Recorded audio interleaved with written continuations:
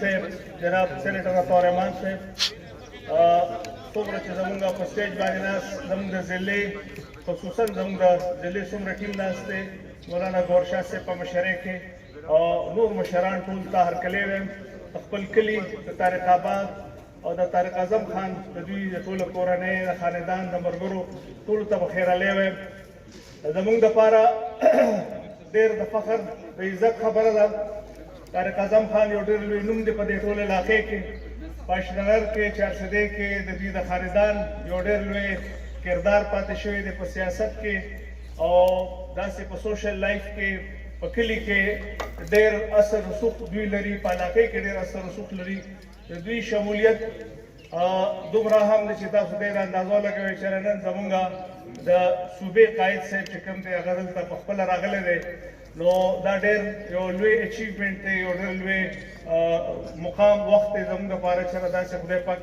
دې پارټۍ له دومره مضبوط خلک او خاندان ورکړه دومره مضبوط ملګري خدای پاک موږ له راکړل نو ماښام بانک کې ټایم لږ دی صرف دومره یم چې انشاءالله زموږ د شمولیتونو دا سلسله په چارسدې کې نه په ټولې صوبې کې به انشاءالله داسې روانه به وي که خیري او بل یو پارټۍ ته څوک نه ځي او دا صرف زموږ د مشر مولانا صاحب د هغوی دا کمال دی چې 2018 نه راپاڅېدل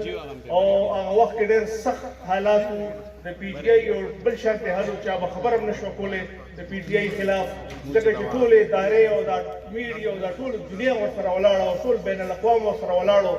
خو واحد زمونږ لیډر راپاڅېده او دا ټوله سټیټس کو یې چیلنج کړه او شکر الحمدلله عمران خان دا په کور ناست دی